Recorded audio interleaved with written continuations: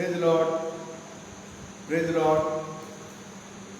ప్రేమ నమ్మకం గల మా ప్రియ పరలోకమందున్న మా తండ్రి, సర్వ సృష్టికి ఆధారమైనటువంటి దేవ, సకల ఐశ్వర్యులకు పాత్రుడమైన దేవ, మీ అపారమైన ప్రేమను బట్టి వందనం చెల్లిస్తూ ఆరాధిస్తున్నాము. అన్ని కారణంలో ఏకరీతిగా ఉన్న మా ప్రభువ, అన్ని మేలులకు కారకుడైనటువంటి దేవుడు, అసమానుడైనటువంటి క్రీస్తు అనే దేవ, అద్వితీయుడైనటువంటి దేవుడు, అల్ఫా ఒమేగా అయినటువంటి దేవా స్తోత్రములు. మొదటి వాడని నేనే, కడపటి వాడని నేనే, జీవించేవాడను నేనే, మృతుడనైతుని గానిదిగో యుగాయుగములు సజీవుడనైనాడని పలికిన మా ప్రభువ, మరణం ఎక్కయు పాతాళం ఎక్కయు తాలపు చెవులు కలిగినటువంటి దేవుడు, మృతుల పునరుత్థానము రాబో ప్రభువారి ఉగ్రతుడి మనం తప్పించినటువంటి దేవ, భూత వర్తమాన భవిష్యత్ కాలం ఉన్నటువంటి సర్వాధిపతి అయినటువంటి దేవుడు, యుగములకు పూర్వం ఇప్పుడు సర్వయుగములకు దేవుడు అని మీ నామం బట్టి స్తుతి చెల్లిస్తూ ఆరాధిస్తూ ఉన్నాం. ఆయన సాయంకాల వేళ ఆశించిన రీతిగా, ప్రకటించిన రీతిగా బైబిల్ పట్టణం కూడి కొరకై కర్మేలు ప్రార్థన మందిరంలో మాకు అనుగ్రహించిన ఈ సహవాసం బట్టి వందనము చెల్లిస్తూ ఆరాధిస్తున్నాం. ఆయన రావాల్సినటువంటి మా ప్రియులు, సహోదరులు, యవనస్తులు, పిల్లలు సకాలంలో రావడానికి మీరే ప్రేరేపించవలసిందిగా ప్రార్థిస్తున్నాం. దయగల తండ్రి, ఎంతైనా నమ్మదగినటువంటి దేవుడు, అద్భుతములు ఆశ్చర్యకాలను జరిగించే దేవుడు, ఉన్నవాడు నన్నవాడని పలికిన దేవుడు, కార్యం నెరవేర్చేవాడు, కృప చూపుటకు ఐశ్వర్యుడైనటువంటి దేవుడు, దయాదాక్షిణ్య కూడినటువంటి దేవ, మా అందరి ప్రభువును, మా రక్షకుడైన యేసుక్రీస్తు నామములో మాకు అనుగ్రహించిన గొప్ప రక్షణను బట్టి స్తోత్రాలు చెల్లిస్తున్నాం. ఈ రక్షణలో మేము నిరీక్షణ గల వారమై, దినదినం నూతనపరచబడిన వారమై, మీ కొరకు జీవించడానికి సాక్షులుగా, సాధనలుగా మమ్మల్ని ఏర్పరచుకునే విధానం బట్టి స్తోత్రాలు చెల్లిస్తున్నాం. ప్రభా, దినదినము మా కొరకు మీరు విజ్ఞాపన చేస్తున్నారు, నూతన వాత్సల్యత చూపుతున్నారు. మీ దృష్టి, మీ మనసు మా మీద ఉంచారు. మేము తొలగిపోకుండా, తుట్టిల్లకుండా కాపాడుకునేటువంటి కొరకేనైనా మమ్మల్ని మీ దయతో కప్పుతూ ఉన్నందులకై స్తోత్రాలు చెల్లిస్తున్నాం. కర్మేలు ప్రార్థన మందిరం యొక్క విశ్వాసులందరినీ మీరే భద్రపరచవలసిందిగా ప్రార్థిస్తున్నాం. మందిరమును ప్రేమించేటువంటిది, పరిచయను ప్రేమించడానికి, వాక్యాన్ని ప్రేమించడానికి, మీ సన్నిధిని ప్రేమించడానికి వారికి నేర్పించవలసిందిగా ప్రార్థిస్తున్నాం. దయగల తండ్రి, సమయాన్ని దీవెనకరముగా చేయండి. మీ ఆత్మ సంచారం మా మధ్య ఉంచండి. మీ యొక్క దృష్టి, మీ మనసు మా మధ్య ఉంచండి. మీ పరిశుద్ధాత్మ సంచారం మా మధ్య ఉంచండి. మా కదలిక మీ చిత్తానుసారం ఉన్నట్టుగా సహాయం చేయండి. మా నోటి మాటలు, మా హృదయ ధ్యానములు మీ దృష్టికి అంగీకారం అన్నట్లుగా దీవెనకరముగా చేయవలసిందిగా ప్రార్థిస్తున్నాం. నేటి దిన మా ప్రవర గ్రామాలు, మండలాలు, జిల్లాలు, రాష్ట్రంలో ఎక్కడైతే ఈ బైబిల్ పట్టణం కూడిక కలిగి ఉండి ప్రత్యక్షంగాను పరోక్షంగాను మీడియా ద్వారా వాక్యం అందించే వారు ఉంటున్నారు, పాటలు, వాక్యము, వాయిద్యములు సమస్తము కూడా మహిమకరంగాను ప్రభు ఉన్నట్లుగా మీరే దోషను అభిషేకించవలసిందిగా ప్రార్థిస్తున్నాం. ప్రభు కనికరించి దయ చూపించమని వందనం చెల్లిస్తూ ఆరాధిస్తూ యేసుక్రీస్తు పరిశుద్ధమైన నామములో స్తుతించి ప్రార్థించి వేడుకొనుచున్నాము తండ్రి, ఆమేన్.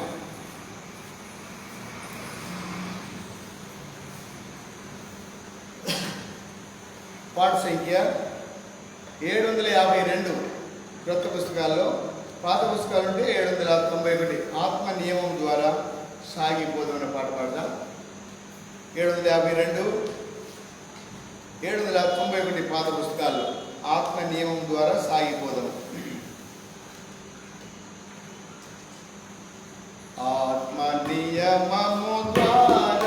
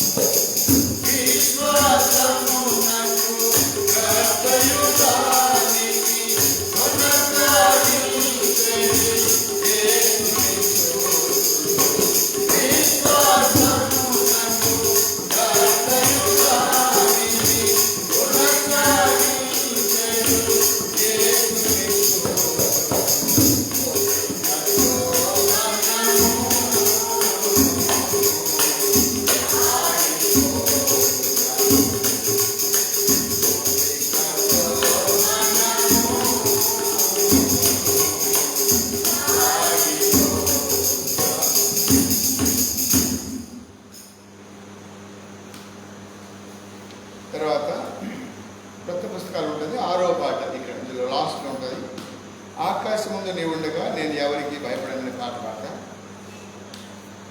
చివరి 6వ నంబర్.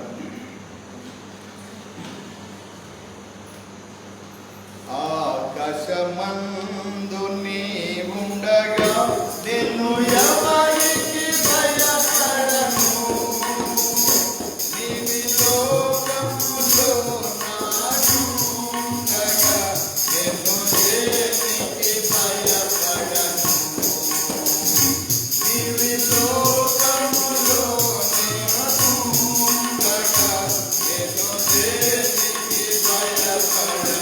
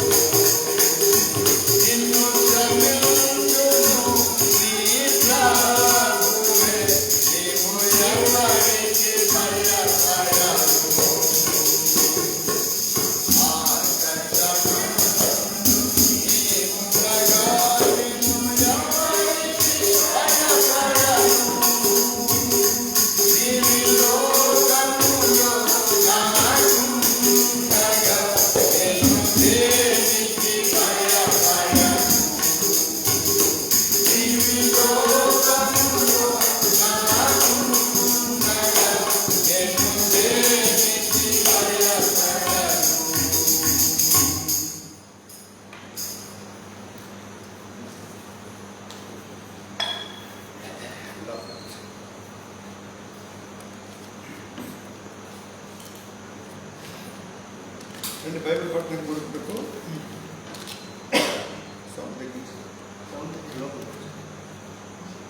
సామెతలు 15వ అధ్యాయం. సామెతలు 15వ అధ్యాయము 3వ వచనం దగ్గర తెలుసుకుందాం. సామెతలు 15వ అధ్యాయం 3వ వచనం దగ్గర తెలుసుకుందాం. 3వ వచనం. యెహోవా దృష్టి ప్రతి స్థలం మీదను ఉండను, చెడ్డవారిని మంచివారిని ఆయన చూచుచూ ఉండును. మరొకసారి చూద్దాం. యెహోవా దృష్టి ప్రతి స్థలం మీద ఉండును, చెడ్డవారిని మంచివారిని ఆయన చూచుచూ ఉండును. ప్రార్థన చేస్తాను. ప్రేమగల మా తండ్రి, పరిశుద్ధమైన మా ప్రభువా, మమ్మల్ని రక్షించినటువంటి దేవుడు, మా ప్రాణ ఆత్మ దేహములను కాపాడుతున్నటువంటి దేవుడు, మరొకసారి మా ఆత్మకును శరీరం కలిగిన ప్రతి కల్మషము కడగండి. మీ వాక్యం చేత కడగండి, మీ ఆత్మ చేత కడగండి, మీ రక్తం చేత మమ్మల్ని శుద్ధీకరించండి. మా నోటి నాలుకను పవిత్రపరచండి, గొంతుకును తాకండి. ఆకాశం ముందు భూమి మీద సర్వాధికారం కలిగినటువంటి దేవుడు, మీరు మాకుండగా ఈ లోకంలో ఏది మాకు అక్కర్లేదనైతే అనేటువంటి దావీదు యొక్క అనుభవ సాక్ష్యాన్ని మేము ఈ లోకంలో కలిగి జీవించడానికి నాయన ఎవరికి భయపడాలనో ఈ లోకంలో మీరు ఉన్నప్పుడు తెలియపరుస్తూ వచ్చారు. శరీరము దేహము చంపువానికి మాత్రమే భయపడగా ఆత్మను చంపువానికి భయపడుడని సెలవించిన మీ మాట పెట్టిన ఈ లోకంలో మీ దృష్టి మీ మనస్సు మా మీద ఉంచారు. ఇప్పుడు అందరినీ చూస్తున్న దేవుడు, చెడ్డవారి మీదను మంచివారి మీదను మీ దృష్టి మీ మనసు ఉన్నది కనుక నాయన మా ప్రతి కదలిక నెరిగినటువంటి దేవుడు కనుక నాయన మీ దృష్టి అందరినీ చూస్తున్నది నాయన. అయితే ఒక దినమున వీటన్నిటిని వెలుగులో తీసుకొని వస్తారు, వీటన్నిటిని బట్టి తీర్పులను తీసుకొని వస్తారు. ఇది సత్యాన్ని ఎరిగిన వారమై మేము జీవించడానికి మాకు నేర్పించండి ప్రభువా. మరి రాగలిగిన మా ప్రియ సహోదరులను బట్టి అవసరం బట్టి అవసరాలను బట్టి స్తోత్రాలు. ఇంకెవరైనా రావాలనుకుంటే వస్తుంటే మార్గంలో నడిపించండి ప్రభువా. మరి మీ కనికరం కొరకు మేము కోరుతున్నాం, మీ ఆత్మ సంచారం మేము కోరుకుంటున్నాం. ప్రభుకి దాసులను కూడా నా నోటి మాటలు నా హృదయ ధ్యానం మీ దృష్టికి అంగీకరణగా దీవించమని యేసు ప్రభు నామమున స్తుతించి ప్రార్థించి వేడుకుంటున్నాము తండ్రి, ఆమేన్. ఇలా ఈ రాత్రి కాల సమయంలో మరి దేవుని యొక్క కనుదృష్టి లోకమందంతటా సంచారం చేస్తున్నది. మరి మీలో అందరిలో ఉందో తెలియదు కానీ మరి 2 మార్గాలనే ఒక చార్టు దాదాపుగా 60 సంవత్సరాల క్రితం ప్రతి ఇంట్లో ఉండేది. ఆ చార్ట్ 2 మార్గాలు. ఆయన కనుదృష్టి ఇట్లా పైన ఉంటుంది, లోకమంతా ఉంటుంది. అలాంటి మరి 2 మార్గాలనే పుస్తకం మరి ఆ చార్ట్ మీలో ఉందో తెలియదు కానీ అది నెలలో ప్రతి సేవకుడు ప్రతి మరి మందిరంలో భక్సింగ్ గారు చెప్పేవాడు ప్రతి ఇళ్లలో ఉండాలి. అంటే ఆయన కనుదృష్టి అందరి మీద ఉన్నది అనేటువంటిది ప్రతి ఒక్కరు తెలుసుకోవాలని ప్రతి ఇళ్లలో ఉండేది. మరి ఇక్కడ మీ దగ్గర ఉందో లేదు నాకు తెలియదు కానీ ఎల్లప్పుడూ మరి నా దగ్గర అయితే ఆరంభం నుండి కూడా మరి అది ఉంచుకుంటూ వచ్చాను. నేటి కూడా పెద్ద చార్ట్ లాగా తయారు చేసి దాన్ని పెద్దగా చేసి ఒక ఫ్లెక్సీ లాగా కూడా ఇంట్లో పెట్టుకున్నాను. చాలామందికి ఇచ్చాను, చాలా తయారు చేశాయి, చాలామంది పుస్తకాన్ని ఇచ్చాను. ఇక్కడ దేని కొరకంటే దేవుని దృష్టి మన మీద ఉన్నది. ప్రతి కదలికను చూస్తున్నాడు, అందరిని చూస్తున్నాడు. నీతిమంతులను చూస్తున్నాడు, అనీతిమంతులను చూస్తున్నాడు, మంచివారిని చూస్తున్నాడు, చెడ్డవారిని చూస్తున్నాడు. అందుకని యేసుప్రభు ఉన్న దినాల్లో కూడా చూడండి, మత్తయి సువార్త 5వ అధ్యాయంలో, మత్తయి సువార్త 5వ అధ్యాయం 45వ వచనంలో ఆయన సెలవిస్తున్నాడు. మత్తయి సువార్త 5వ అధ్యాయము 45వ వచనం, ఆయన చెడ్డవారి మీదను మంచి వారి మీదను తన సూర్యుని ఉదయింపచేసి నీతిమంతుల మీదను అనీతిమంతుల మీదను వర్షము కురిపిస్తున్నాడు. ఈ పంచభూతములను కూడా లేదా సృష్టి అంతటి కూడా అందరి కొరకే తయారు చేసినటువంటి వాడికి, అందరి కొరకే సృష్టించినట్టుగా కూడా మనం గమనించాలి. వీడారా ఇక్కడ మరి యేసు ప్రభు కొండ మీద ప్రసంగంలో చెప్పినటువంటి ప్రాముఖ్యమైనటువంటి వాడు ఇక్కడ ఆయన చెడ్డవారి మీద. ఎందుకంటే మీరు చెడ్డవారిని చూసి అసహించుకుంటున్నారు, మరి చెడిపోయిన వాళ్ళని చూసి తృణీకరిస్తున్నారు. అందుకని ఒక పాట కూడా ఉంది, వ్యసన పడకము 34వ కీర్తనలో మొదటి నుంచి రాయబడింది. చూడండి 34వ కీర్తనలో ఆ మాట రాయబడింది, వ్యసన పడకము చెడ్డవారిని చూసి మరి వ్యసన పడద్దు అనే మాట కూడా మనం చూడగలం. ఇక్కడ 37వ కీర్తన మొదటి వచనంలో చెడ్డవారిని చూసి వ్యసన పడకము, దుష్కారం చేయవారిని చూసి మత్సర పడకము. ఈ వచనంలో ఒక పాట కూడా ఉంది, మరి మీకు వస్తుందో అది తెలియదు కానీ వేరారా మరి ప్రభు సెలవిచ్చాడు ఇక్కడ, అయ్యా లోకంలో అందరూ మంచివారు ఎవరు లేరు, అందరూ పాపం చేసి దేవుడిని గురించి మహిమకు దూరంగా ఉన్నారు. కాబట్టి దేవునికి కనుదృష్టి మంచివారి మీద ఉన్నది, చెడ్డవారి మీద ఉన్నది. కనుకనే ప్రభు ఉన్నాడు. ధర్మశాస్త్రం ప్రకారం అయితే కంటికి కన్ను, పంటికి పన్ను, చేయికి చెయ్యి, కాలు కాలు, ఇలాంటి మరి ధర్మశాస్త్రం ఆ విధంగా చెప్పేది ఉన్నదైతే నేను చెప్పినదేమనగా మీ శత్రువులను ప్రేమించండి. మీరు దేవుని కుమారుడు కుమార్తెలు కావాలంటే, దేవుని రాజ్యానికి మీరు స్వతంత్రులు కావాలంటే, దేవుని రాజ్యాన్ని మీరు స్వతంత్రించుకోవాలంటే, దేవుని రాజ్యం మీరు ఉండాలంటే, మీరు దేవుని కుమార్తెలు కావాలంటే మీ శత్రువులను ప్రేమించండి, మిమ్మల్ని హింసించే వారి కొరకు మీరు ప్రార్థన చేయండి అనేటువంటి సత్యాన్ని చెబుతూ ఇక్కడ ఏమన్నాడంటే మిమ్మల్ని మరి ఆయన చెడ్డవారి మీదను మంచివారి మీద మనం చూసి చెడ్డవారిని చూసి అసహించుకుంటాం, మరి మందిరానికి రానవాళ్ళని చూసి అసహించుకుంటామేమో, లేకపోతే మరి పేదవారిని చూసి అసహించుకుంటామేమో. కానీ పిల్లారా చెడ్డవారిని కానీ పేదవారిని కానీ మరి అంగహీనులు కానీ మనం చూసి అసహించుకోకూడదు అనేటువంటి విషయాన్ని యేసు ప్రభువారు మనకి ఇక్కడ తెలియపరిచేటువంటి వాడిగా ఉన్నాడు. కనుక పిల్లారా ఆయన తన సూర్యుడిని చూడండి, మనం సువార్తలు చెప్తూ ఉంటాము, అయ్యా అమ్మ అందరూ పాపం చేసి దేవుడిని గురించి మహిమను పొందలేకపోతున్నారు, సూర్యుడు ఒక్కడే, చంద్రుడు ఒక్కడే, ఆకాశం ఒకటే, వర్షం ఒకటే, అగ్ని ఒకటే, వాయువు ఒకటే, దేవుడు ఒక్కడే అని చెప్తూ ఉంటాం పిల్లారా. అయితే ఆ సంగతిని అనేకులు గుర్తించలేకపోతున్నారు. కానీ నీవు నేను గుర్తించవలసిన వారు ఉండాలి.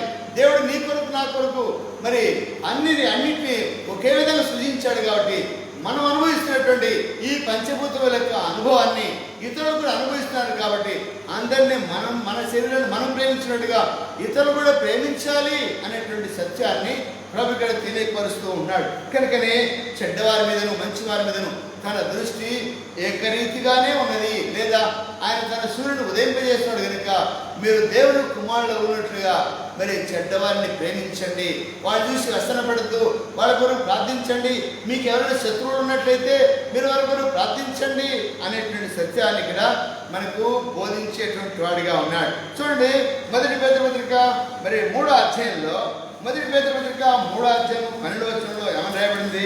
3వ అధ్యాయం 12వ వచనంలో ప్రభు కన్నులు ఎవరి మీద ఉన్నాయి? నీతిమంతుల మీద ఉన్నాయి. ఎందుకంటే వాడు నీతిమంతులతో ఏమంటున్నాడంటే, అయ్యా మీరు నీతిమంతులుగా చేపట్టారు, అయితే అనీతిమంతుల కొరకు మీరు ప్రార్థన చేయండి. ఎందుకంటే అలాంటి వారి యొక్క ప్రార్థనను అంగీకరించేవాడు, ఆలకించేవాడు, అంగీకరించేవాడు నీతిమంతుల మీద ఉన్నది. ఆయన చెవులు వారి ప్రార్థన వైపు ఉన్నవి, కానీ ప్రభు కీడు చేయవారికి విరోధం ఉన్నాడు. కనుక మత్సరపడుతున్నామా, అసూయపడుతున్నామా, ద్వేషిస్తున్నామా? కనుక ప్రియులారా, అలాంటి ద్వేషము, మత్సరము, మరి కలహము, అసూయ, ద్వేషాలు కలిగి మరి వ్యత్యాసం చూపిస్తే నీ మీద దృష్టి ఉంచాడు, నీకు ఆలోచన చెప్పడు, నిన్ను నడిపించాడు, శత్రువు నడిపిస్తాడు, సాతాను నడిపిస్తాడు.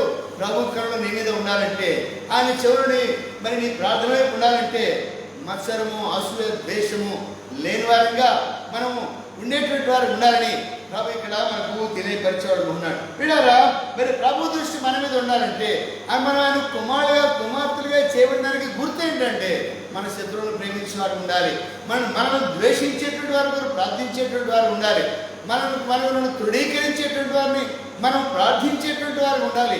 అప్పుడే మీ పరలోకపు తండ్రికి మీరు కుమారులు ఉంటారు, కుమార్తెలు ఉంటారని అక్కడ తెలియపరచబడతా ఉంది. చూడండి, మరి 34వ కీర్తన కూడా రాయబడింది. 34వ కీర్తన 15వ వచనంలో, 34వ కీర్తన 15వ వచనంలో రాయబడిన మాట, యెహోవా దృష్టి నీతిమంతుల మీద ఉన్నది, ఆయన చెవులు వారి మొర్లకు ఒగ్గి ఉన్నవి. కనుక మీడారా, మరి ధర్మశాస్త్రంలో కూడా రాయబడింది, ఆయన దృష్టి ఎవరి మీద ఉంటుందంటే నీతిమంతుల మీద ఉన్నది. ఆ నీతిమంతులను చూస్తున్నాడు, అనీతిమంతులను చూస్తున్నాడు, మోసం చేసేవాళ్ళని చూస్తున్నాడు, దొంగలను చూస్తున్నాడు, మరి వ్యభిచారులను చూస్తున్నాడు, త్రాగుబోతులను చూస్తున్నాడు, అందరూ చూస్తున్నాడు. అయితే చూడకుండా ఏం లేదు. ఎవరైతే యథార్థ హృదయం కలిగినటువంటి వారై దేవుని నీతిని ఆధారపడి ఇతరులను తృణీకరించకుండా తమ జీవితాలను మరి దేవునికి సమర్పించుకొని జీవించేటువంటి వారు ఉన్నారో వారి మీద దృష్టి ఉంటుంది. 32వ కీర్తన 8వ వచనం రాయబడింది. 8వ వచనంలో మరి 32వ కీర్తన 8వ వచనంలో అక్కడే ఉంటుంది, నీకు ఉపదేశం చేసేదను, నీవు నడవలసిన మార్గం నేను నీకు బోధించేదను, నీ మీద దృష్టి నుంచి నీకు ఆలోచన చెప్పిన దేని కొరకంటే. చూడండి, యెషయా గ్రంథము 43వ అధ్యాయంలో దేని కొరకు మనం దృష్టి ఉంచుతున్నాడు? 43వ అధ్యాయం, యెషయా గ్రంథము 43వ అధ్యాయంలో దేని కొరకు అని అంటే అక్కడ రాయబడింది. 43వ అధ్యాయము 43వ అధ్యాయం 43వ అధ్యాయము 48వ అధ్యాయం, క్షమించండి, 48వ అధ్యాయంలో ఆయన దృష్టి దేని కొరకు మనకి ఉంటుందంటే అది రాయబడింది 17వ వచనంలో. 17వ వచనం 48:17లో, నీ విమోచకుడును ఇశ్రాయేలు పరిశుద్ధ దేవుడైన యెహోవా ఇలాగ సెలవిస్తున్నాడు, నీకు ప్రయోజనం కలుగునట్లు. పిల్లరా, మన జీవితంలో ప్రయోజనం కలగాలి, మనకు మన పిల్లలకు ప్రయోజనకరంగా దేవుడు ఉండాలి. ఆయన దృష్టి మన మీద ఉందంటే మనకు ప్రయోజనం, మేలు, క్షేమం, ఆరోగ్యం అన్ని విధాలుగా ఆయురారోగ్యం కలిగి ఉండాలి, క్షేమం కలిగి ఉండాలి. మనం మన పిల్లలు క్షేమాభివృద్ధి పొందాలి, ఆత్మీయంగా, శారీరకంగా వృద్ధి పొందాలంటే ఆయన దృష్టి మన మీద ఉండాలి. ఆ దృష్టి మన మీద లేకపోతే మనం క్షేమం ఉండలేము. సాధారణ మనం లోపరుచుకుంటాడు, నష్టపరుస్తాడు, మరలా పాపలోనికి తీసుకుని వెళ్ళేవాడు ఉన్నాడు. పిల్లరా, అందుకని ఇక్కడ రాయబడిందంటే 32వ కీర్తనలో మరి నీ మీద దృష్టి వచ్చి నీకు ఆలోచన చెప్తారు. ఏం ఆలోచన అంటే నీకు మేలు కలగాలి, నీకు ప్రయోజనం కలగాలి. అందుకని నీకు ప్రయోజనం కలిగినటువంటి దేవుడు యెహోవా నేను నీకు ఉపదేశం చేసేను, నీవు నడవలసిన మార్గాన్ని నీకు బోధిస్తాను. కనుక పిల్లరా, ఆయన మనకు ఉపదేశం చేసేది, మనకు దృష్టి ఉంచేది, మన ప్రార్థన ఆలోచించేది దేని కొరకు అంటే మనకు ప్రయోజనం కలగాలి, మనకు మేలు కలగాలి, మనకు ఉపయోగం కలగాలి, మనకు ఆశీర్వాదం రావాలి, మన పిల్లల క్షేమం ఉండాలి, మన పిల్లలు రక్షణ పొందకపోతే రక్షణ పొందాలి, మన భర్త, మన భార్య, పిల్లలు ఎవరైతే రక్షణ పొందలేదు మనకు మేలు కలగాలంటే ఆయన దృష్టి మన మీద ఉండాలి. పిల్లల అసూయలు, ద్వేషములు, కలహములు, కక్షలు పెట్టుకొని వాడు ఇంతేలే, ఆయన ఇంతేలే, ఆమె ఇంతేలే, ఇట్లాంటి మనసు మనం కలిగి ఉండకూడదు. పిల్లరా, అలాంటి మనసు ఉన్నప్పుడు ఆయన మన జీవితానికి ప్రయోజనకరంగా ఉన్నాడు. కనుక పాడుతూ వచ్చావు, నీవు ఆకాశం మీద నీవు ఉండగా, భూమి మీద నీవు ఉండగా, నీ దృష్టి నా మీద ఉండగా నేను దేనికి భయపడను, ఎవరికి భయపడను అని మనం పాడుతూ వచ్చాం. పిల్లరా, ఆయన దృష్టి, ఆయన మనస్సు ఎల్లప్పుడూ మన మీద ఉండాలంటే మనం ఆయన తగినట్లుగా జీవించేటువంటి వారిగా ఉండాలి. ప్రభు సెలవిచ్చినట్టుగా ఆయన దృష్టి నీ మీద ఉన్నది, చెడ్డవారి మీద కూడా ఉన్నది. కనుక నిన్ను ప్రేమించినట్టుగా వాళ్ళని ప్రేమిస్తున్నాడు. కనుక నీవు ఏం చేయాలి? ఆయన మనం ప్రేమించినట్టుగా మనకు కూడా వాళ్ళు కూడా ప్రేమించేటువంటి వారు ఉండాలి.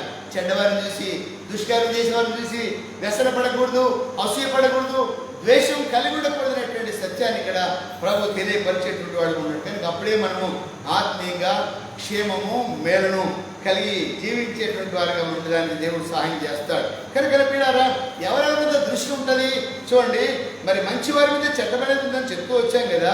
ఆదికాండము 7వ అధ్యాయంలో, ఆదికాండం 7వ అధ్యాయం 1వ వచనంలో ఏమని రాయబడింది? అప్పుడు యెహోవా ఈ తరం వారిలో నీవే నా ఎదుట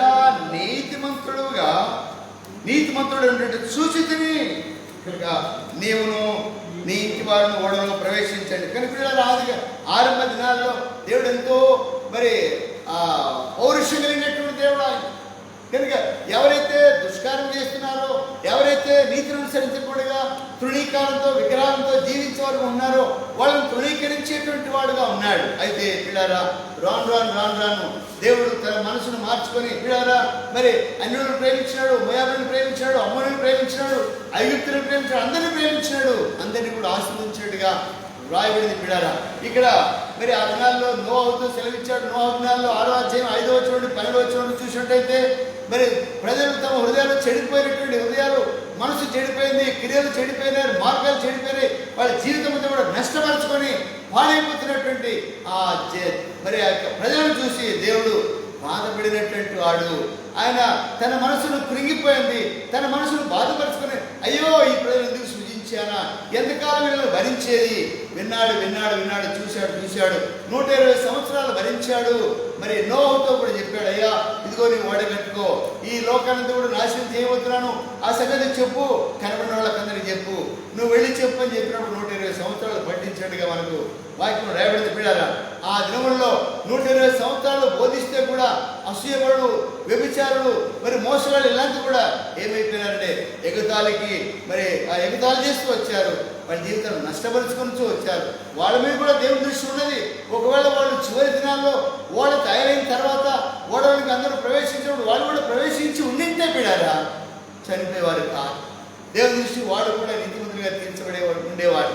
అయితే ఆ దినం వరకు కూడా కనిపెట్టాడు, ఆ గడి వరకు కనిపెట్టాడు. ఆ పశువులందరినీ, జంతువుల్ని, తాను సృజించిన ప్రతి సృష్టిని కూడా జంటలుగా లోపలికి ప్రవేశింపజేశారు. అయితే చివరిగా నోహుతో అన్నాడు, నీవు మాత్రమే నా దృష్టికి నీతిమంతుడిగా కనబడ్డావు, కనుక నీవు నీ కుమారుడు నీ సంతతిని మరి ఓడలో ప్రవేశించమన్నాడు. ఆ తర్వాత దేవుడే దాన్ని తలుపును వేసేశాడు. పిల్లరా, ఒకవేళ తానేమైనా మరి అప్పటికప్పుడు వచ్చి మరి తలుపు తీయమని అడుగుతారేమో, తీస్తాడేమోని దేవుడే తలుపు వేసేసినాడు. ఇక ఎవరు తీయడానికి వీలు లేకుండా. పిల్లరా, ఇక్కడ దేవుని యొక్క దృష్టి నీతిమంతుల మీద ఉన్నది. ఎవరైతే నీతిమంతులుగా చేయబడుతున్నారో, ప్రభువా నువ్వు నాకు కావాలి, నేను పాపిని, నా పాపను క్షమించు అని ఎప్పుడైనా ఈ దినమైనా అడిగితే మరి రక్షించేవాడు, క్షమించేవాడని మనం స్వార్థ చెప్తూ ఉంటాం, ప్రార్థన చేస్తూ ఉంటాం, అనేకలు తెలియపరుస్తూ ఉంటాం. ఆ దినమైన 120 సంవత్సరాలు బతిమలాడి అవమానం, నిందను అన్నింటి కూడా భరించి తెలియజేసి కూడా ఒక్కడు కాకపోతే ఎప్పుడైనా చివరి క్షణంలో కూడా ప్రవేశించినట్టుగా లేదు. కనుకనే మరి ఆ నీతిమంతుడైనటువంటి నోవాహు మీద ఆయన కనుదృష్టి ఉన్నట్లుగా చూస్తున్నాం. చూడండి, 31వ అధ్యాయం, ఆదికాండము 31వ అధ్యాయము 31వ అధ్యాయంలో 7వ వచనం చూడండి. ఆదికాండం 31వ అధ్యాయము 7వ వచనం. మీ తండ్రి నన్ను మోసపుచ్చి 10 మార్లు నా జీతము మార్చెను, అయినను దేవుడు అతని నాకు హాని చేయనీయలేదు. కనుక నీతిమంతుల దృష్టి నీకు ప్రయోజనం కలుగున్నట్టుగా నీ మీద దృష్టి ఉంచుతాను పలికినటువంటి ఆ దేవుడు ఇక్కడ మరి యాకోబు యొక్క మామైనటువంటి లాబాను మోసం చేస్తున్నాడు. మోసం చేసేటువంటి వారి మీద కూడా దృష్టి ఉన్నది, కానీ మోసం చేసేటువంటి లాభాన్ని నేను కీడు చేయలే, దేవుడు ఏమి కీడు చేయలేదు. అయితే మరి అతని మోసం ద్వారా యాకోబు నష్టపోకుండా దేవుడు ఆశీర్వదిస్తూ వచ్చాడు. అనగా లాభాను ఎంత కుయుక్తి తెలియనటువంటి వాడే అల్లుడిని మోసం చేయాలని తలంచినప్పటికీ ఆ మోసంలో పడకుండా ప్రయోజనకరమైనటువంటి జీవితాన్ని యాకోబుకి ఇస్తూ వచ్చాడు. కనుక చూడండి 12వ వచనంలో కూడా చూడండి, 12వ వచనంలో అప్పుడు ఆయన నీ కళ్ళెత్తి చూడుము, గొర్రెలను దాటుచున్న పొట్టేళ్లను, చాలెలను, పొడలను, మచ్చలను గలవి ఏనగా లాభాన్ని చేస్తున్నది యావత్తును లాభాన్ని ఉపయుక్తిపడు మోసం చేసేవాళ్ళని కూడా చూస్తున్నాడు ఆయన. ఇప్పుడు మనం చదువుకున్నాం కదా, నీతిమంతుల మీదను మరి చెడ్డవారి మీదను మంచివారి మీదను ఆయన కనుదృష్టి ఉన్నదని చూస్తూ వచ్చాం కదా. ఇప్పుడు మంచివాడైనటువంటి నీతిమంతుడైనటువంటి నోవాహు మీద ఆయన దృష్టి ఉన్నది, మోసం చేసేటువంటి మరి లాభాల మీద కూడా ఉన్నది. కానీ వాడిని శిక్షకు వాడిని పాత్రగా చేశాడు, కానీ తాను మాత్రం జీవితంలో మరి తనను శిక్షించినటువంటి వాడు కాదు. తన మోసంలో తానే పడిపోవాలి, తన మోసం తెలుసుకోవాలి. కానీ ఈ దినాల్లో కూడా మరి విశ్వాస జీవితంలో మనం ఏదైనా పొరపాటు చేస్తూ మోసంలోనూ, అసూయలోనూ, ద్వేషంలోనూ, వ్యసనంలోనూ, కక్షల్లోనూ, దుష్కార్యంలోనూ ఒకవేళ ఉన్నట్లయితే ఇప్పుడైనా సరే దేవుడు మన మీద ఎంత చేస్తున్నా, కొంతమంది అంటారు ఇంత పాపం జరుగుతున్నా దేవుడు అనేవాడు ఉంటే ఎందుకు శిక్షించాడు. ఎంతవరకు? నిన్ను మరణం వరకు కనిపెడుతూనే ఉన్నాడు, నిన్ను మరణం వరకు వెంటాడుతూనే ఉన్నాడు. ఇంకా మారుతావేమో, ఇంకా బుద్ధి తెచ్చుకుంటావేమో, ఇప్పుడైనా దేవుడికి తిరుగుతావేమో, ఇప్పుడైనా మార్మోసు పొందుతావేమో అని చూస్తూనే ఉన్నాడు. వీళ్ళరా అందుకని ఇక్కడ మరి లాభం యొక్క మోసాన్ని చూస్తూనే ఉన్నాడు. ఎంతకాలం మోసం చేస్తావు? కొంతకాలం అయిన తర్వాత ఇక యాకోబుతో మాట్లాడాడు, నువ్వు ఇక్కడి నుంచి వెళ్ళిపోమన్నాడు. వీళ్ళరా మరి మోసం చేసేటువంటి లాభాన్ని మీద కూడా ఆయన దృష్టి ఉన్నట్టుగా మనం చూడగలుగుతున్నాం. చూడండి నిర్గమకాండం 3వ అధ్యాయం 5వ వచనం చూడండి. 3వ అధ్యాయం 5వ వచనం. అందుకు ఆయన దగ్గరికి రావద్దు, విడుము.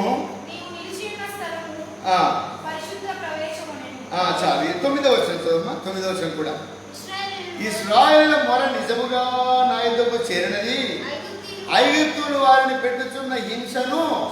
ఇంకా మరి నీతిమంతుడైనటువంటి నోవాహును చూసినటువంటి దేవుడు, మోసం చేసేటువంటి మరి లాభాన్ని చూసినటువంటి దేవుడు ఇక్కడ ఇశ్రాయేలును కష్టపెట్టేటువంటి దాన్ని చూసి మోషేతో సెలవిచ్చాడు. ఇదిగో మోషే, నువ్వు ఉన్నటువంటి స్థలం పరిశుద్ధమైంది. ఇదిగో ఇశ్రాయేలు కష్టపెడుతున్నారు, వాళ్ళ శ్రమను నేను చూచాను, వాళ్ళ బాధ నేను చూచాను అని దేవుడు మోషేతో మాట్లాడి అక్కడి మోషేను నాయకుని ఎన్నుకొని పంపించేట్టుగా చూస్తుంది. కనుక దేవుని యొక్క కనుదృష్టి మరి మనకు ప్రయోజనం కలుగునట్లుగా, మనకు మేలు కలుగునట్లుగా, దేవుని ప్రజలకు మేలు కలుగుని కొరకాయి ఆయన కనుదృష్టి ఇశ్రాయేలు మీద ఉన్నది. చూశాడు, ఇశ్రాయేలు యొక్క మొర నిజంగా నా దగ్గరకు వచ్చింది. ఎందుకంటే ఐగుప్తీయులు వాళ్ళు అసూయపరులు, వాళ్ళు ద్వేషం గలవారు, ఇష్టపూర్వక వాళ్ళు కష్టపెడుతున్నారు, వాళ్ళు బాధ పెడుతున్నారు. మెటీరియల్ ఇవ్వకుండా వస్తువులు తయారు చేయమంటున్నారు, మట్టి అడుసు ఇవ్వకుండా ఇటుకలు తయారు చేయమని బాధ పెడుతున్నారు, లేకపోతే కొట్టేవారు ఉన్నారు. ఇలాంటి బాధను చూసినటువంటి వాడు వీళ్ళ విశ్వాస జీవితంలో నీవు నేను విశ్వాసంతో, నమ్మకంతో, నీతితో మనం విశ్వాసంలో బ్రతుకుతున్నప్పుడు మనం పడేటువంటి కష్టాన్ని చూస్తున్నటువంటి వాడు ఆయన. లేదా మన ఇరుపరి వారు, మన బంధువులు, లేదా ఇంటి వారు ఎవరు పెట్టేటువంటి కష్టాన్ని కూడా చూస్తున్నాడు. నన్ను ఎవరు చూస్తున్నారు, ఈ కష్టం, ఈ బాధ నన్ను చూసేవారు ఎవరు లేరని మనం అనుకునేటువంటి పరిస్థితి ఉండొచ్చు. అయితే ప్రభు మరి ఆయన దృష్టి నీతిమంతుల మీద ఉన్నది. బాధలో ఉన్నావా, కష్టంలో ఉన్నావా, భర్త ద్వారానో, భార్య ద్వారానో, పిల్లల ద్వారానో, బంధువుల ద్వారానో, ఇరుపరి వారి ద్వారానో ఇబ్బంది పడుతున్నావా, కష్టపడుతున్నావా? అయితే ఆయన దృష్టి నీ మీద ఉన్నది, నా మీద ఉన్నది. ఇలారా ఆయన దృష్టి లోకమందంతటా ఉన్నది. మరి కష్టపడేటువంటి వారి మీద ఉన్నది, మరి బాధపడేటువంటి వారి మీద ఉన్నది, మోసం చేసే వాళ్ళ మీద ఉన్నది, నీతిమంతుల మీద కూడా ఉన్నట్లుగా మరి ఇక్కడ ఇశ్రాయేలు యొక్క కష్టాన్ని, బాధను, వాళ్ళు పెట్టేటువంటి మొరను, అయ్యో ప్రభువా మమ్మల్ని విడిపించావా అన్నప్పుడు ఆయన దృష్టి వారి మీద ఉన్నట్లుగా కూడా చూస్తున్నాం. ఇంకా చూడండి ద్వితీయోపదేశకాండము 9వ అధ్యాయంలో, ద్వితీయోపదేశకాండము 9వ అధ్యాయం 13వ వచనం చూడండి. మరి యెహోవా నేను ఈ ప్రజలను చూచుదుని.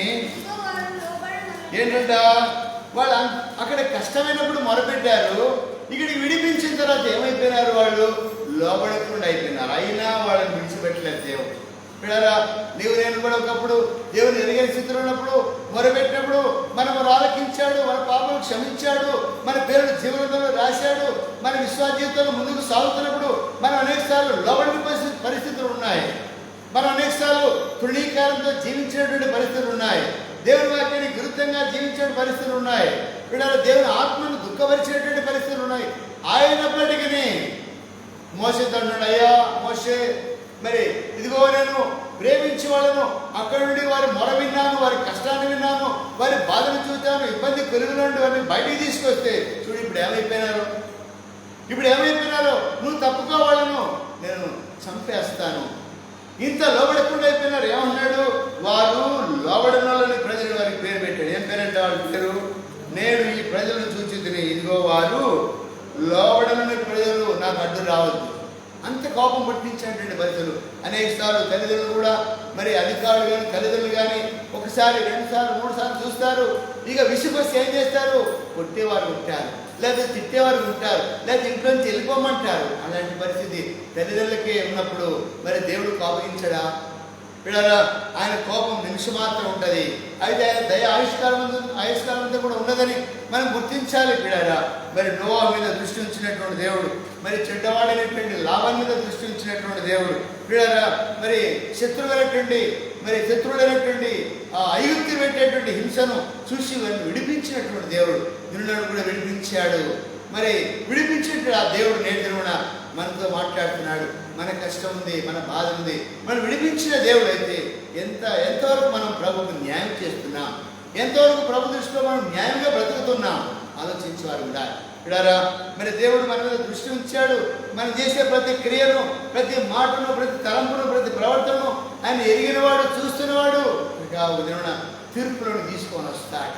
ఇడారా, మరి ఆ లోబడిన ప్రజల పేరు వాళ్ళ మీద ముద్రపడిపోయింది. మాటి మాటికి లోబడిన వాడు వెంటనే మర్చిపోతున్నారు. 106వ కీర్తన 78వ కీర్తన చదవండి. అక్కడ 78వ కీర్తనలో 106వ కీర్తనలో 24 సార్లు, ఒకసారి చోట 28 సార్లు, 25 సార్లు వాళ్ళ యొక్క అవిధేయతల గురించి రాయబడింది. అక్కడ 78వ కీర్తన 106వ కీర్తన తర్వాత చదవండి. ఇప్పుడు కాదు, 24 సార్లు 25 సార్లు రెండు కీర్తన ఉంటుంది. అన్ని సార్లు వాళ్ళు లోబడిన వారు, కృతజ్ఞత లేని వారు, తృప్తి లేని వారు, మర్చిపోయినటువంటి వారు, మరి దేవుని వాక్యానికి లోబడిన వారు అనే విషయాలు 24 సార్లు రాయబడ్డాయి. చదవడం తర్వాత పిల్లరా, అయినప్పటికీ వాళ్ళ దృష్టి, మరి దేవుని దృష్టి వాళ్ళ మీద ఉన్నది. ఎట్టకేలకు వాళ్ళని మరి పాలుతేనలు ప్రవహించేటువంటి దేశానికి తీసుకెళ్ళాలి, నన్ను కూడా పరలోకానికి తీసుకెళ్లాలని దేవుడు తన కనుదృష్టి మన మీద ఉంచినటువంటి వాడిగా ఉన్నాడు. పిల్లరా, మనకు ప్రయోజనం కలగాలి, మన పిల్లలకు, మన సంఘానికి ప్రయోజనం కలుగునట్లుగా. పిల్లరా, మరి చూడండి, మొదటి రాజుల గ్రంథము 22వ అధ్యాయం, మొదటి రాజుల గ్రంథము 22వ అధ్యాయం, 22వ అధ్యాయము 17వ వచనం, 22వ అధ్యాయం 17వ వచనం. ఇశ్రాయేలీయులందరూ కూడా ఎట్టున్నారంట? కాపరి లేని గొర్రెల వలె కొండల మీద చెదిరినట్టు నేను చూచుతున్నాను. వారికి యజమానుడు లేడు, యుద్ధం చేయకుండా ఎవరింటికి వారు సుఖముగా వెళ్ళవలసినదని యెహోవా సెలవిస్తున్నాడని చెప్పాను. కానీ ఇక్కడ చెదిరిపోయినటువంటి ఇశ్రాయేలు లోబడిన ప్రజలు చెదిరిపోయినారు. వాక్యానికి లోబడలేదు, అధికారానికి లోబడలేదు, నాయకత్వానికి లోబడలేదు, రాజుకు లోబడలేదు, ప్రవక్తలకు లోబడలేదు. అట్లాంటి లోబడలేని ప్రజలు అయిపోయినారు. అన్నారు అనగా వాళ్ళు తిని మదించి తృప్తి పొందిన తర్వాత తొలగిపోయినారు. వాళ్ళకి ఇష్టమైనటువంటి బొమ్మలు పెట్టుకున్నారు. ఇలా మరి అలాంటి ప్రజలు కూడా ఆయన చూసి ఆయన బాధపడుతున్నాడు. అయ్యో, మరి కాపరి లేనటువంటి గొర్రెల వలె చెదిరి ఉన్నారు వీళ్ళు. వీళ్ళ కాపరి లేడు అనగా మరి ఒకవేళ అనేక సార్లు కాపరి ఉన్నప్పటికీ మరి కాపరి కూడా లోబడిన వారు అయిపోయినారు. మరి రాజుకు లోబడకుండా అయిపోయినారు, మరి న్యాయాధిపతికి లోబడకుండా అయిపోయినారు, తర్వాత ప్రవర్తనకు లోబడకుండా అయిపోయినారు. ఇలాంటి ప్రజలు అయిపోయినారు. కనుక నీ విషయం నా విషయం కూడా ఆయన చింతించేవాడు ఉన్నాడు. ఒకవేళ మన పిల్లలైనటువంటి ఇశ్రాయేలు వలె మనం లోబడిన స్థితిలో ఉన్నామా? ఒకవేళ కాపరి ఉన్నప్పటికీ కాపరికి లోబడకుండా ఉన్నామా? రాజు ఉంటే రాజుకు లోబడకుండా ఉన్నామా? ఒక అధికారి ఉంటే అధికారికి లోబడకుండా ఉన్నామా? లోబడకుండా ఉన్నట్లయితే మనం ఒక తీర్పులను తీసుకురాబడతాం. కనుక అట్లా కాకుండా మరి చెదిరినటువంటి ఇశ్రాయేలును ఆయన కనికరం చూపుతున్నాడు. ఎందుకంటే మత్తయి సువార్త 4వ అధ్యాయం కూడా రాయడం చూడండి. మత్తయి సువార్త 4వ అధ్యాయంలో ఎవరు రాయబడింది? మత్తయి సువార్త 4వ అధ్యాయం, కాపరి లేని గొర్రెల వలె విసికి చెదిరి ఉన్నందున. 4వ అధ్యాయం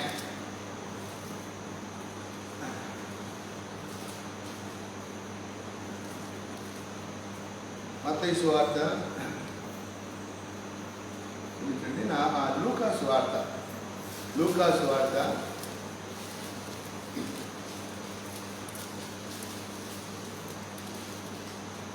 వారు కాపరి లేని గొర్రెల వలె చెదిరి ఉన్నందున అన్నమాట.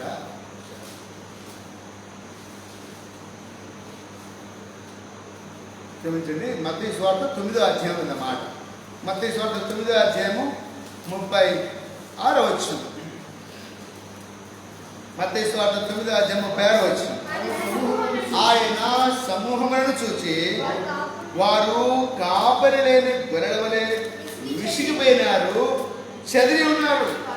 విసిగిపోయినారు, చెదిరి ఉన్నారు అంటే మరి అదినాల కాపరులు మరి గొర్రెలను సరైన విధానంలో నడిపించలేనటువంటి కాపరులు మరి కనుక చెదిరిపోయినారు, విసిగిపోయినారు ఆ కాపరిని గురించి. కనుక వారి మీద కనికెరపడి, కనుక వారిని చూసి కనికెరపడుతూ ఉన్నాడు.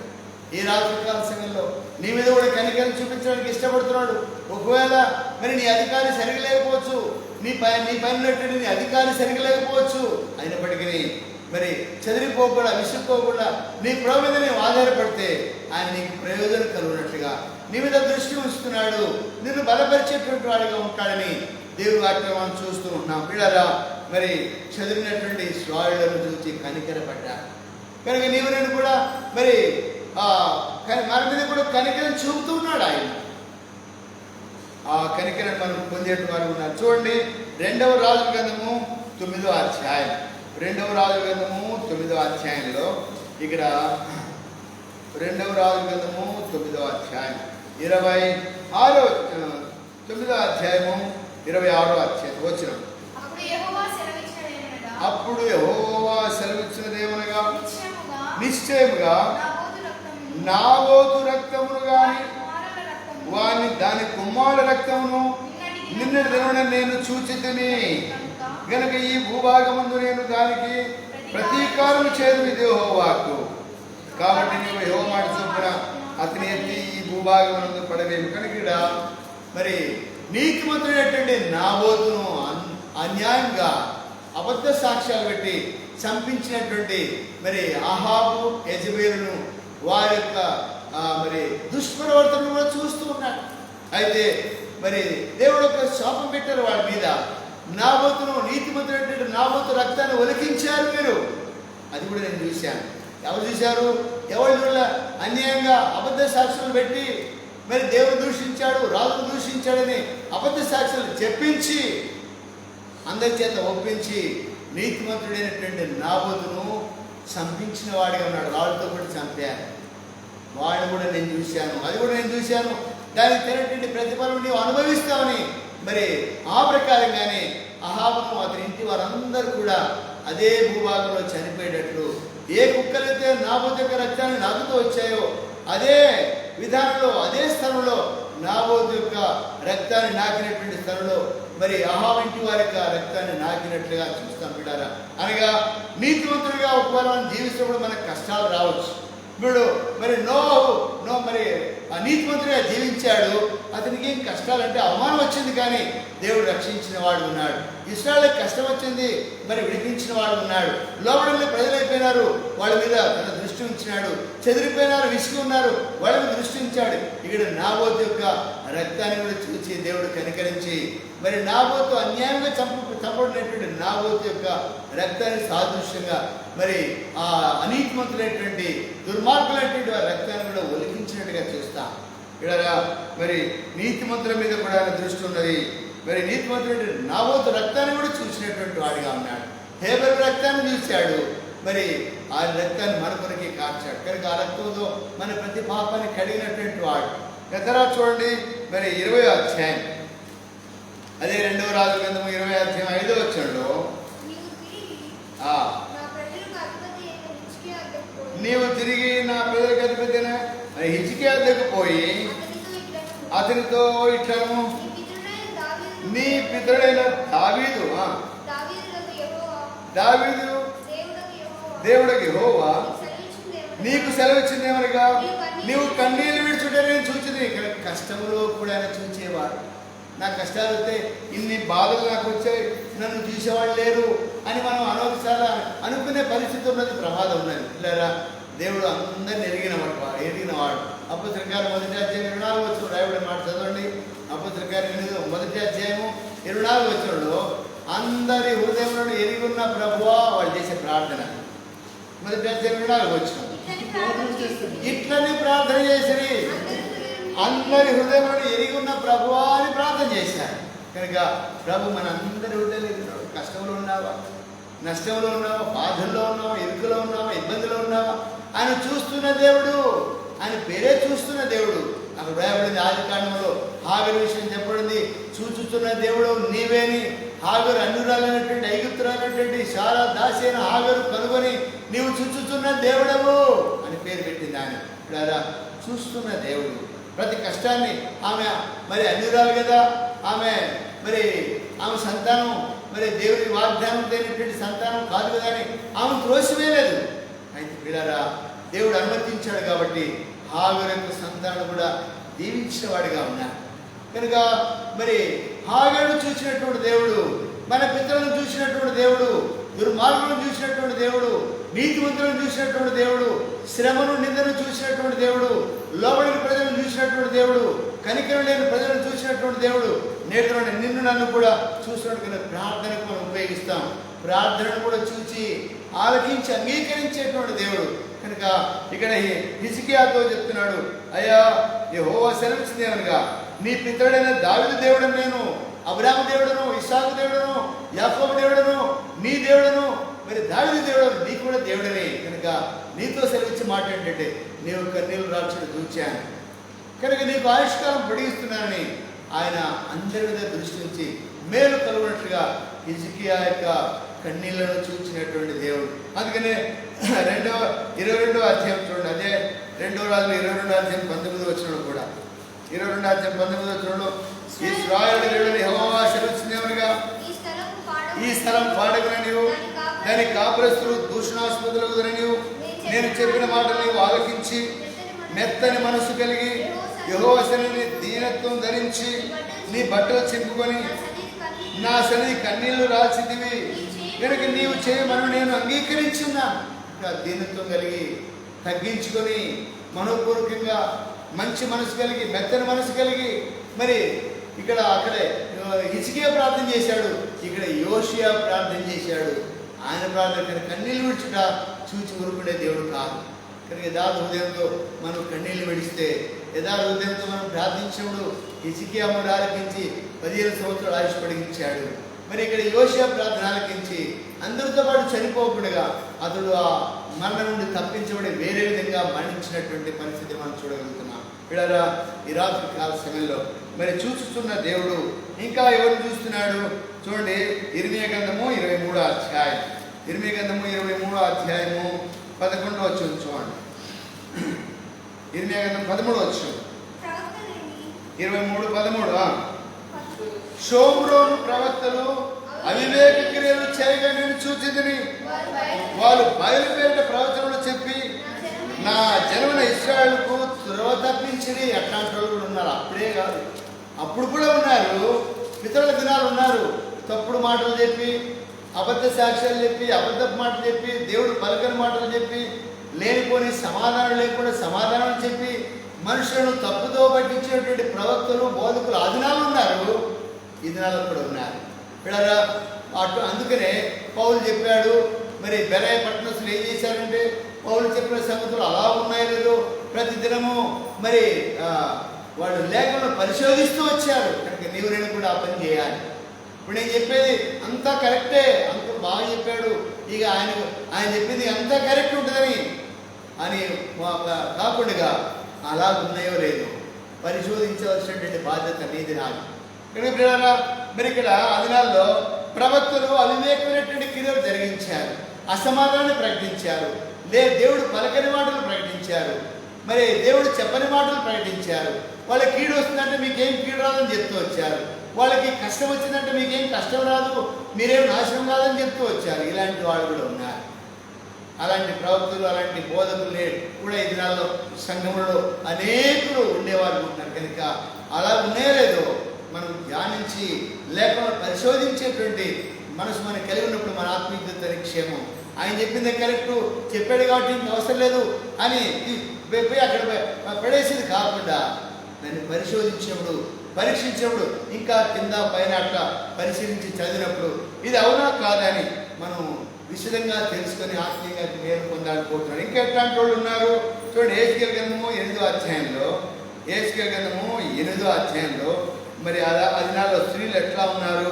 8వ అధ్యాయము 14వ వచనము, 8వ అధ్యాయం 14వ వచనంలో, యెహోవా మందిరపు ఉత్తర ద్వారం దగ్గర నన్ను దింపగా అక్కడ స్త్రీలు కూర్చుండి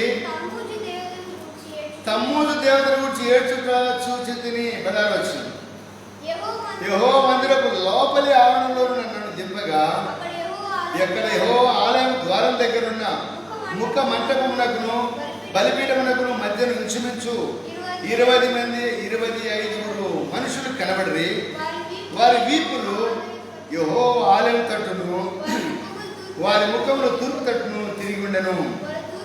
వారు తూర్పునున్న సూర్యునికి నమస్కారం చేయుచుండ్రి. ఇది చూశాడు, చూపించాడు యేస్కేలుకి.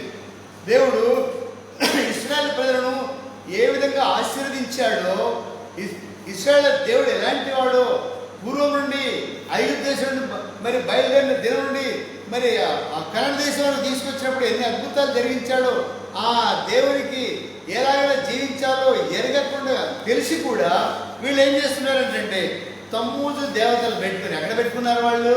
ఇళ్ళలో కాదు, మందిరంలోనే పెట్టారు. మందిరంలో పెట్టి వాళ్ళ వీపులు ఇట్టున్నాయి, నాలాగే అనుకోండి, వీపులు ఇట్లా ఉన్నాయి, వాళ్ళ ముఖాలు సూర్యుని వైపు ఉన్నాయి. సూర్యదేవత తమ్మూజు దేవత చూసుకుంటూ అక్కడ ఇంకా 2వ అధ్యాయం చూసినట్టయితే వాళ్ళు మరి భర్తలు పుల్లలు ఏరుకొని వస్తే, పిల్లలు భర్తలు పుల్లలు ఏరుకొని వస్తే, భార్యలు వంట చేస్తే భక్ష్యాలు చేసి మాకు ఆ దేవతను పూజించేంతకాలం మాకేం తప్పలేదు, అదిగో యెహోవా దేవుని పూజించేంతకాలం మాకు చాలా కష్టమైంది అని ఇర్మీయా గ్రంథంలో రాయబడింది. ఇర్మీయా గ్రంథం 2వ అధ్యాయం చూడండి, ఆ మాట ఉంటుంది, అది చూసి ముగిద్దాం. 2వ అధ్యాయం ఇర్మీయా గ్రంథంలో, ఇర్మీయా గ్రంథంలో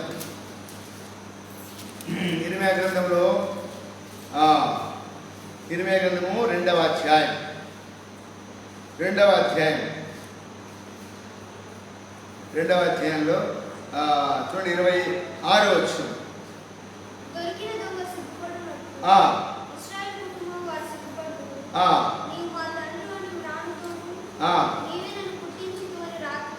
ఎవరితో అన్నారు?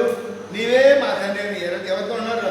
రాళ్లతో రప్పలతో అన్నారు, విగ్రహాలతో అన్నారు, నీవే మా తండ్రివి అని మ్రానుతోను నీవే నన్ను పుట్టించున్నారు, రాయితో చెప్తున్నారంటే ఎంత మూర్ఖులు. చూడండి 7వ అధ్యాయము 18వ వచనం చూడండి.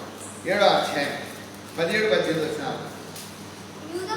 యూదా పట్టణంలోను యెరూషలేము వీధుల్లోనూ వారు చేస్తున్న క్రియలు నువ్వు చూస్తున్నావు కదా.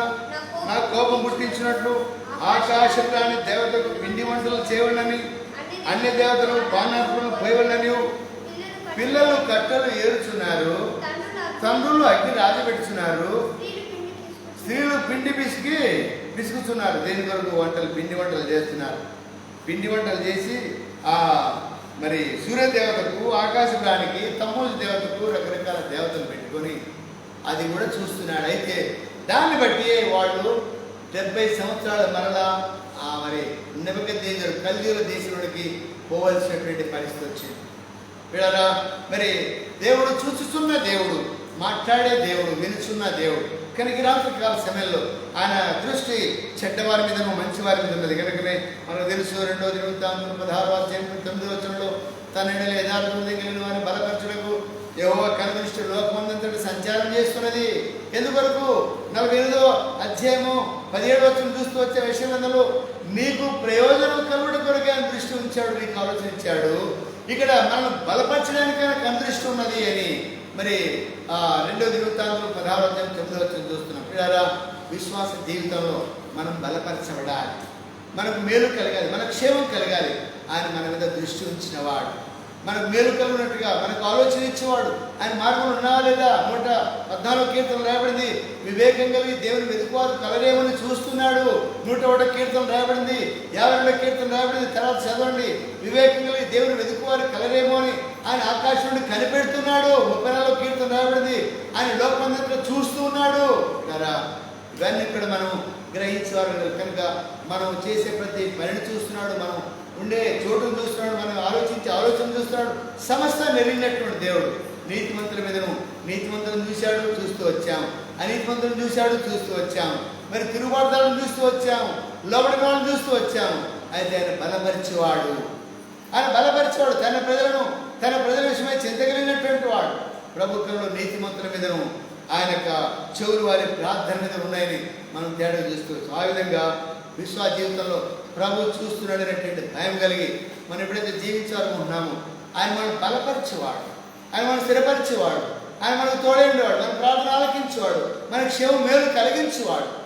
అట్టి దేవుడి కాడన్న విషయాన్ని గుర్తించి మనం విశ్వాసంలో మరి ప్రభువును ప్రేమించేదానికి, ప్రభు మందిరాన్ని ప్రేమించడానికి, ప్రభు వాక్యాన్ని ప్రేమించడానికి మనం వెనకాడకూడదు. కనుక ఎన్ని కష్టాలు వచ్చినా, కుటుంబంలో భర్త, భార్య, పిల్లలు, తల్లిదండ్రులు ఎవరి ద్వారా ఎలాంటి కష్టాలు వచ్చినప్పటికీ మన వారికి మొరపెడితే ఆయన మనవి ఆలకించేవాడు ఉంటాడు.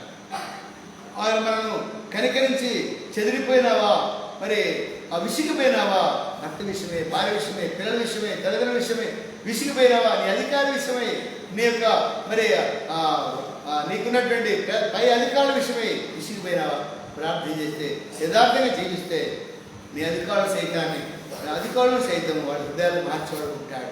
కనుక ఆ విధంగా ప్రభు మనకి రాత్రి సహాయం చేయగలరు. ప్రార్థన చేస్తాం. ప్రేమగల మా తండ్రి, పరిశుద్ధ దేవాస్తోత్రుడు నాయన, ఎంతైనా నమ్మదగిన దేవుడు, చూస్తున్న దేవుడు, మాట్లాడే దేవుడు నాయన, మీ కనుదృష్టి లోకమంతటా సంచారం చేస్తుంది.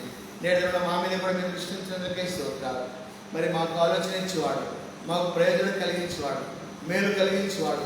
అనేకులు ఆయన నీతిమంతులను చూశారు, అనీతిమంతులను చూశారు, ఇశ్రాయేలు బాధను చూశారు, ఇశ్రాయేలు లోబడతనం చూశారు, ఇశ్రాయేలును మరి చెదిరిపోయినటువంటి పరిస్థితిని చూశారు, విసిగిపోయిన పరిస్థితిని చూశారు. ఇశ్రాయేలు అయిన స్త్రీలు, పురుషులు, పిల్లలు తప్పిపోవడం చూస్తూ వచ్చారు. అయితే ప్రభా మీ దృష్టి అలాంటి వారిని శిక్షించక వాళ్ళని బలపరచడానికి మీకు కనుదృష్టి ఉండదు ప్రభా. అట్లనైనా నేను మీకు కూడా విశ్వాస జీవితంలో కర్మని ప్రార్థన మీద కూడా మీ దృష్టి ఉంచేందుకై స్తోత్రాలు. ప్రతి కుటుంబం మీద కూడా ఉంచేందుకై స్తోత్రాలు. మందిరానికి అనుబంధంగా ఉన్నటువంటి ప్రతి వ్యక్తి మీద కూడా మీ దృష్టి ఉన్నందుకై స్తోత్రాలు. ప్రతి కుటుంబం మీద రక్షణ లేనటువంటి భర్త, భార్య, పిల్లలు, తల్లిదండ్రులు అందరి మీద మీ దృష్టి ఉన్నది ప్రభావ. రక్షణ పొందినట్టుగా సహాయం చేయండి. సంఘము, సార్వత్రిక సంఘము, ఎత్తబడే సంఘం మీద కూడా మీ దృష్టి ఉన్నది ప్రభువ. మరి నేను అక్కడ సమీపమైనటువంటి దినాలు మేము ఉన్నాం, సిద్ధపాటు కలిగి ఉండాలి. ఆత్మ నియమం ద్వారా మేము మరి నడుచుకునేవారు ఉండాలి.